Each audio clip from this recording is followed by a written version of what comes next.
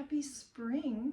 I just wanted to chat with you about a few book and movie picks I have this spring.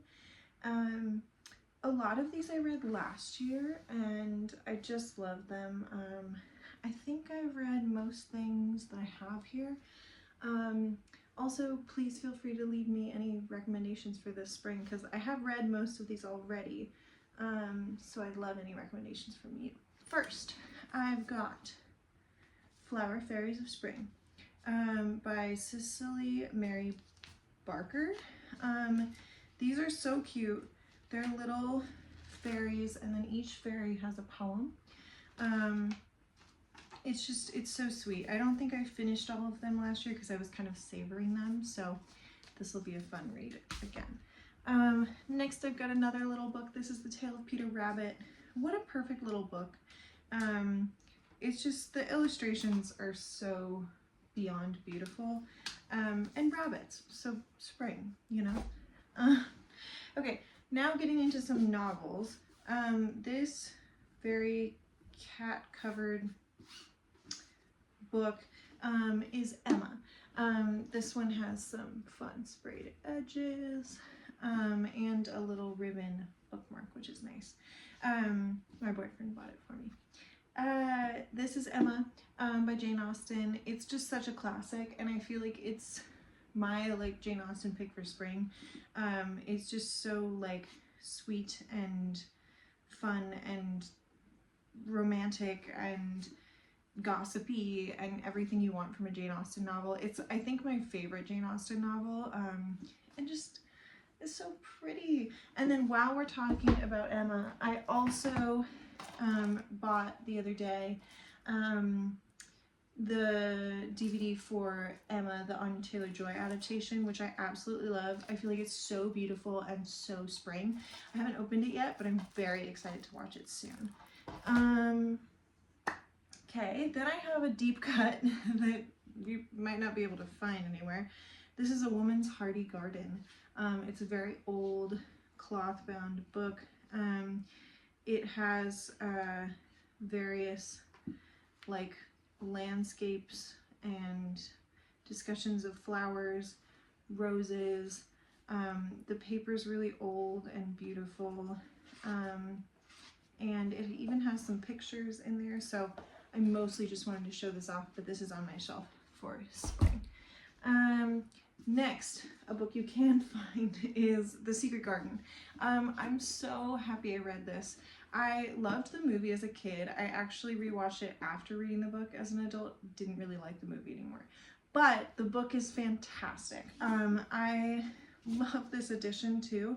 It's has all these beautiful watercolor illustrations. And there are,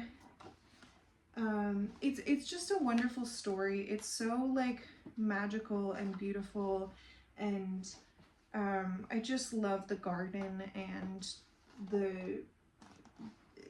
it's just watching nature grow, and it feels so very spring. It's just kind of a celebration of the season, really.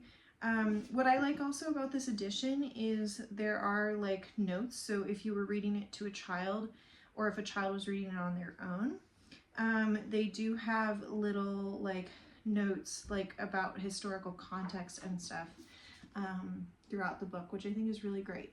They don't change the text at all, but they do add footnotes, which I think is a really great way to do that. Anyway, this was probably my favorite read all spring last year. Just so good. Okay, then I have Anne of Green Gables. This is beloved and rightfully so. This is also very spring. I feel like Anne just loves to celebrate the seasons. And she just notices everything around her, and she's just such a great character, and you can't go wrong. Then I have, oh, I actually have not read this. This is The Strawberry Pancake House. Oh no, sorry, The Strawberry Patch Pancake House by Laurie Gilmore, who wrote The Pumpkin Spice Cafe. I feel like people buy these for their covers, and I got it at a little free library, and it looked fun and kind of spring.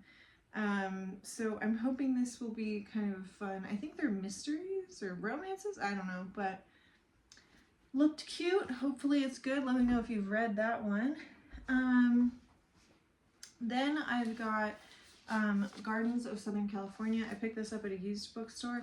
I mostly just wanted to show this one off because it's so pretty.